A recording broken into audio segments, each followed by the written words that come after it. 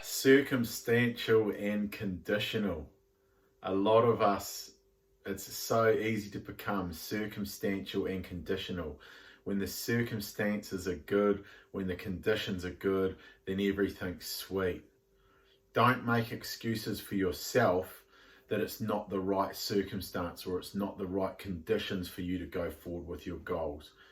Don't get caught up in being depressed. Don't get caught up continually identifying yourself as anxious. If you're anxious, you need to take some action. Action alleviates anxiety. You can't just wait for it to pass. Action alleviates anxiety. You can't just wait for this depression to pass. You've got to be able to adapt, think outside the square, and continue to move forward. Action alleviates anxiety. I'm not saying hurt yourself. I'm not saying be stupid. I'm saying bring awareness and adapt to how you can advance yourself to the circumstances, not be a victim of those circumstances. How you can advance yourself despite a condition. Don't make the condition the reason you don't keep moving forward. Action alleviates anxiety. And even if you're injured, you've got an injury in your body, well, you start training other areas of your body. You start adapting. This goes for your goals. This goes for your mindset, your eating. It's just too easy to fucking say because of this circumstance, da-da-da-da-da. And don't give that excuse to other people that have treated you like shit. Oh, it's because they were coming off meth. Oh, it's because they had a hard life. Oh, it's because they had this many fucking kids. We all choose our path, okay? And we all choose how we react to our circumstances. We all choose how we respond and receive our conditions. Don't write off people's bad behavior because they were a victim of circumstance or because they didn't have enough money, they did something bad. Fuck that. We have to take responsibility for ourselves, and other people have to take responsibility for their actions, their circumstances, and the conditions that they find themselves in. We all create that.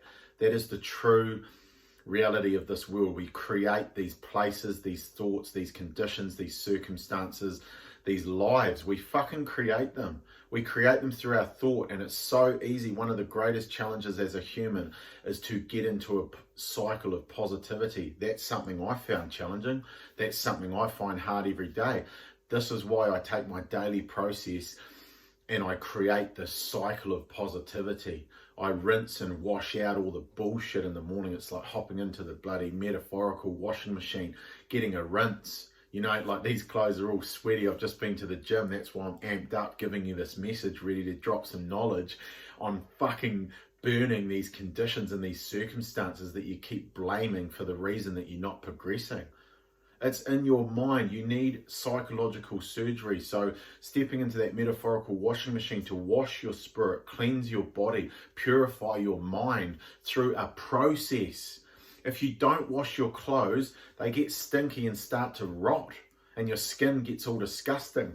It's the same thing. If you don't regularly wash your mind, your spirit, and your body, it gets stinky, it gets yuck, it gets stagnant, it gets old and starts to decay. So that's why you've got to come up with a daily process that you follow to rinse and refresh your soul, your spirit. The sweat is a beautiful way to do that. The sacred sweat of alchemy, of transformation. When you sweat, you're literally transforming DNA, blood, oil, fats, energy. You're literally transforming that. So you have to go through a process to purify yourself each day. Or if you don't want to use the word purify because it has too many connotations, wash your mind.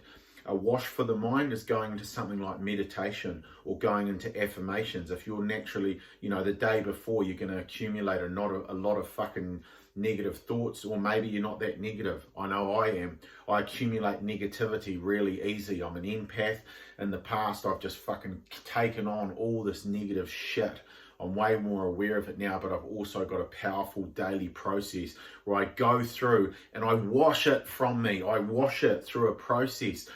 I wash my mind by going into the void of silence, stepping into meditation to let go of everything, to let go of all tasks that need to be done, to let go as best I can all attachment to my name, to let go of my life, to let go of the trauma, to let go of the happiness, to let go of the wins, to let go of the losses, to surrender, to surrender to the nothingness, because that's when you wash.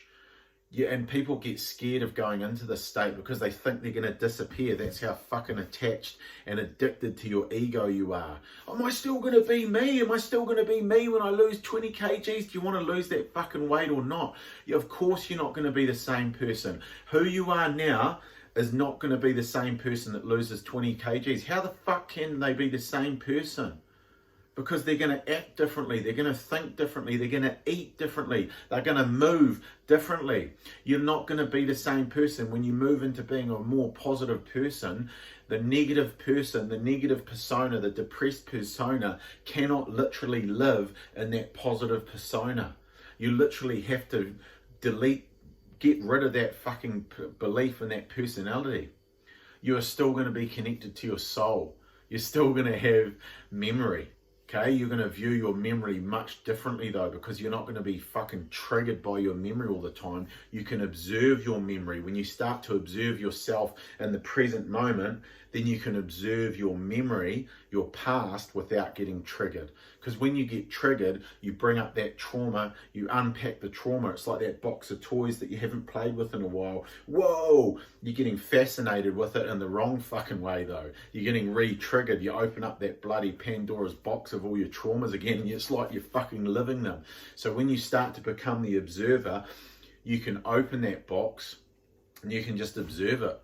You can go and sell that box. You can get rid of that stuff. If that trauma doesn't serve you anymore, get rid of it. Or you can use it, you can talk about it, you can express yourself to help other people, which is what I'm doing. I'm explaining how I've leveled up my being, leveled up my awareness, become way more self-aware, how it's helped me. So I'm sharing that story. I'm sharing the story of who I used to be.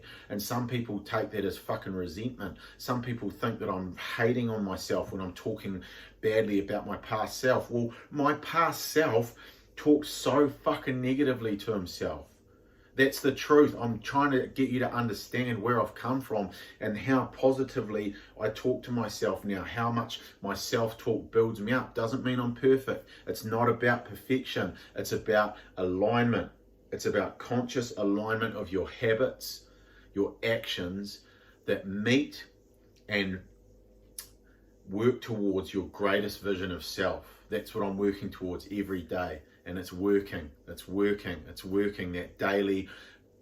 daily habit of washing the mind, body, and the spirit, okay? Going into that silent void, letting go of all your attachments as best you can.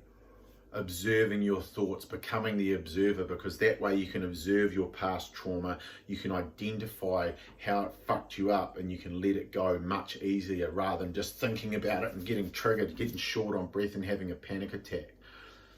Okay, don't become circumstantial and don't become conditional. Implement your daily routine regardless of how you feel. Take action, especially when you're feeling down. And if a wave of depression comes, I was talking about this with someone this morning, your goals aren't big enough.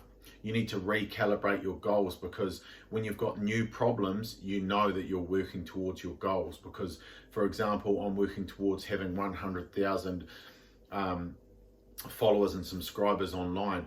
And my new problem was, well, how do I get more content out? How do I get more inspired? How do I deliver this message with more passion that resonates with more people? I've got to keep practicing it. So I keep hammering these videos. I keep testing myself to deliver this message, to see how authentic and natural I can be about talking about all my experiences and how I've developed myself. You are powerful.